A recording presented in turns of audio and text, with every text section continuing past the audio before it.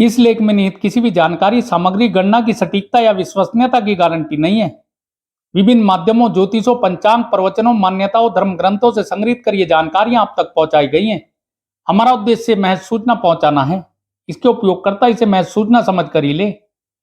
इसके अतिरिक्त इसके किसी भी उपयोग की जिम्मेदारी स्वयं उपयोगकर्ता की ही रहेगी।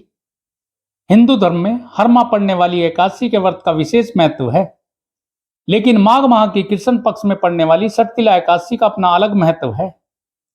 इस दिन श्री हरि विष्णु भगवान की विशेष पूजा होती है। बता दें कि पूजा करते समय श्री हरि विष्णु भगवान को तिल का भोग लगाया जाता है, इसलिए इस एकादशी को षटतिला एकादशी के नाम से जाना जाता है।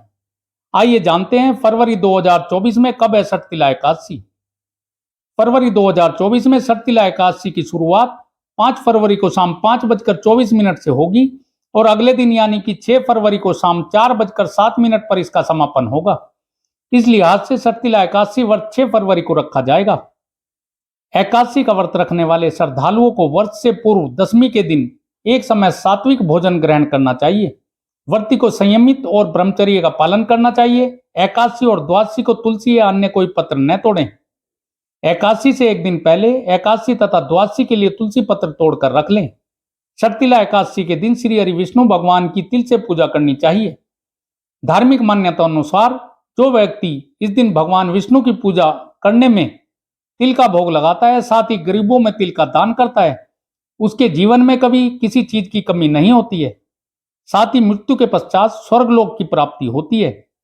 षटतिला एकादशी पूजा विधि। षटतिला एकादशी के दिन सुबह ब्रह्म मुहूर्त में जल्दी उठकर सबसे पहले अपनी नित्य क्रियाएं करें। उसके बाद गंगा जल में तिल मिलाकर स्नान करें। फिर साफ सुथरे वस्त्र पहनकर मंदिर की साफ सफाई करें। उसके बाद श्री हरि विष्णु भगवान की प्रतिमा स्थापित करें और भगवान श्री हरि विष्णु को पंचामृत और तिल सहित गंगा जल से अभिषेक करें। मंदिर में घी का दीपक प्रज्वलित करें। अब श्री हरि विष्णु भगवान को पीला चंदन और पीले पुष्प अर्पित करें। श्री हरि विष्णु भगवान को तुलसी और तिल के लड्डू का भोग लगाएं। श्री हरि विष्णु भगवान का ध्यान करें। हे श्री हरि विष्णु भगवान, आप दीनों को शरण देने वाले हैं, इस संसार सागर में फंसे हुओं का उद्धार करने वाले हैं। हे पुंडरीकाक्ष, हे विष्णु भावन, हे श्री हरि नारायण भगवान, हे पूर्वज, हे जगतपते, आप माता लक्ष्मी जी सहित इस तुच्छ अर्घ्य को ग्रहण करें। श्री हरि विष्णु भगवान का स्मरण कर प्रार्थना करें कि हे त्रिलोकपति, मेरी लाज आपके हाथ है, अतः मुझे इस संकल्प को पूरा करने की शक्ति प्रदान करें। मौन, जप, शास्त्र पठन, कीर्तन, रात्रि जागरण एकादशी व्रत में विशेष लाभ पहुंचाते हैं।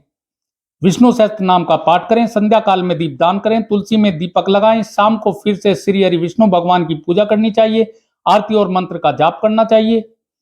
एक समय दालबय ऋषि ने पुलस्त्य ऋषि से पूछा कि हे महाराज, पृथ्वी लोक में मनुष्य ब्रह्म हत्या आदि महान पाप करते हैं, प्राय धन की चोरी तथा दूसरों की उन्नति देखकर ईर्ष्या करते हैं, साथ ही अनेक प्रकार के व्यसनों में फंसे रहते हैं, फिर भी उनको नरक प्राप्त नहीं होता। इसका क्या कारण है? वे न जाने कौन सा दान पुण्य करते हैं जिससे उनके पाप नष्ट हो जाते हैं। यह सब कृपया पूर्वक आप कहिए। पुलस्त्य ऋषि कहने लगे कि हे महाभाग, आपने मुझसे अत्यंत गंभीर प्रश्न पूछा है। इससे संसार के जीवों का अत्यंत भला होगा। इस भेद को ब्रह्मा, विष्णु, रुद्र तथा इंद्र आदि भी नहीं जानते, परंतु मैं आपको ये गुप्त तत्व अवश्य बताऊंगा। उन्होंने कहा कि माघ माह लगते ही मनुष्य को स्नान आदि करके शुद्ध रहना चाहिए। इंद्रियों को वश में कर काम, क्रोध, लोभ, मोह, अहंकार, ईर्ष्या तथा द्वेष आदि का त्याग कर भगवान का स्मरण करना चाहिए। पुष्य नक्षत्र में गोबर, कपास, तिल मिलाकर उनके कंडे बनाना चाहिए। उन कंडों से 108 बार हवन करना चाहिए। उस दिन मूल नक्षत्र हो और एकादशी तिथि हो तो अच्छे पुण्य देने वाले नियमों को ग्रहण करें। स्नान आदि नित्य क्रियाओं से निवृत्त होकर सब देवताओं के देव श्री हरि विष्णु भगवान का पूजन करें और एकादशी व्रत धारण करें। रात्रि को जागरण करना चाहिए। उसके दूसरे दिन धूप, दीप, नैवेद्य आदि से भगवान का पूजन करें। खिचड़ी का भोग लगाएं। तत्पश्चात पेटा, नारियल, सीताफल या सुपारी का अर्घ्य देकर स्तुति करनी चाहिए। इसके पश्चात जल से भरा कुंभ घड़ा ब्राह्मण को दान करें तथा ब्राह्मण को श्याम गो और तिल पात्र देना ही उत्तम है। तिल से स्नान और भोजन दोनों ही श्रेष्ठ हैं। इस प्रकार जो मनुष्य जितने भी तिलों का दान करता है उतने ही 1000 वर्ष स्वर्ग में वास करता है। इस एकादशी को षटतिला एकादशी क्यों कहा जाता है? तिल का स्नान, तिल का उपटन, तिल का हवन, तिल का तर्पण, तिल का भोजन, तिलों का दान, ये तिल के 6 प्रकार हैं। इनके प्रयोग के कारण यह षटतिला एकादशी कहलाती है। इस व्रत के करने से अनेक प्रकार के पाप नष्ट हो जाते हैं। इतना कहकर पुलस्त्य ऋषि कहने लगे कि अब मैं तुमसे इस एकादशी की कथा कहता हूं। एक समय नारद जी ने श्री हरि विष्णु भगवान से यही प्रश्न किया था और श्री नारायण भगवान ने जो शक्तिला एकादशी का महात्म्य नारद जी से कहा था सो मैं तुमसे कहता हूं। श्री हरि नारायण भगवान ने नारद जी से कहा कि हे नारद, मैं तुमसे सत्य घटना कहता हूं, ध्यान पूर्वक सुनो। प्राचीन काल में मृत्यु लोक में एक ब्राह्मणी रहती थी। वह सदैव व्रत किया करती थी। एक समय वह 1 मास तक व्रत करती रही। इससे उसका शरीर अत्यंत दुर्बल हो गया। यद्यपि वह अत्यंत बुद्धिमान थी, तथापि उसने कभी देवताओं या ब्राह्मणों के निमित्त अन्न या धन का दान नहीं किया। इससे मैंने सोचा कि ब्राह्मणी ने व्रत आदि से अपना शरीर शुद्ध कर लिया है, अब इसे विष्णु लोक तो मिल ही जाएगा, परंतु इसने कभी अन्न का दान नहीं किया। इससे इसकी तृप्ति होना कठिन है। श्री हरि विष्णु भगवान ने आगे कहा, ऐसा सोचकर मैं भिखारी के वेश में मृत्यु लोक में उस ब्राह्मणी के पास गया और उससे भिक्षा मांगी। वह ब्राह्मणी बोली, महाराज आप किस लिए आए हो? मैंने कहा, मुझे भिक्षा चाहिए। इस पर उसने एक मिट्टी का ढेला मेरे भिक्षा पात्र में डाल दिया। मैं उसे लेकर स्वर्ग में लौट गया। कुछ समय बाद ब्राह्मणी भी शरीर त्याग कर स्वर्ग में आ गई। उस ब्राह्मणी को मिट्टी का दान करने से स्वर्ग में सुंदर महल मिला, परंतु उसने अपने घर को अन्न आदि सब सामग्रियों से शून्य पाया। घबराकर वह मेरे पास आई और कहने लगी कि हे भगवान, मैंने अनेक व्रत आदि से आपकी पूजा की, परंतु फिर भी मेरा घर अन्न आदि सब वस्तुओं से शून्य है। इसका क्या कारण है? इस पर मैंने कहा, पहले तुम अपने घर जाओ, देव स्त्रियां आएंगी तुम्हें देखने के लिए। पहले उनसे षटतिला एकादशी का पुण्य और विधि सुन लो, तब द्वार खोलना। मेरे ऐसे वचन सुनकर वह अपने घर गई। जब देव स्त्रियां आई और द्वार खोलने को कहा तो ब्राह्मणी बोली, आप मुझे देखने आई हो तो षटतिला एकादशी का महात्म्य मुझसे कहो। उनमें से एक देव स्त्री कहने लगी कि मैं कहती हूँ। जब ब्राह्मणी ने षटतिला एकादशी का महात्म्य सुना तब द्वार खोल दिया।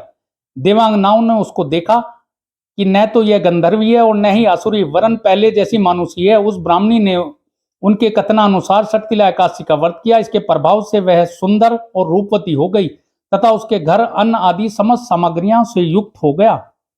अतः मनुष्यों को मूर्खता त्याग कर षटतिला एकादशी का व्रत करना चाहिए और लोभ न करके तिल आदि का दान करना चाहिए। इससे दुर्भाग्य, दरिद्रता तथा अनेक प्रकार के कष्ट दूर होकर मोक्ष की प्राप्ति होती है।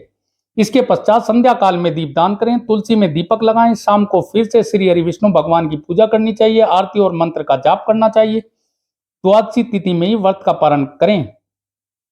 व्रत के अगले दिन द्वादशी पर किसी जरूरतमंद व्यक्ति या ब्राह्मण को भोजन कराकर दान दक्षिणा देकर व्रत का पारण करें। एकादशी के व्रत को समाप्त करने को पारण कहते हैं। एकादशी व्रत के अगले दिन सूर्योदय के बाद पारण किया जाता है। एकादशी व्रत का पारण द्वादशी तिथि समाप्त होने से पहले करना बहुत आवश्यक है। अगर द्वादशी तिथि सूर्योदय से पहले समाप्त हो गई है तो एकादशी व्रत का पारण सूर्योदय के बाद होता है। द्वादशी तिथि के भीतर पारण न करना पाप करने के समान होता है।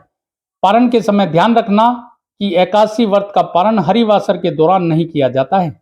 अगर किसी व्यक्ति को पवित्र विष्णु सहस्त्र नाम हिंदी में चाहिए बिल्कुल मुफ्त, तो हमें सब्सक्राइब करें और लाइक करें और हमें हमारे चैनल पर संपर्क करें या अपना नाम और पता भेजें। हम आपको पवित्र विष्णु सहस्त्र नाम हिंदी में बिल्कुल मुफ्त देंगे। ओम नमो भगवते वासुदेवाय।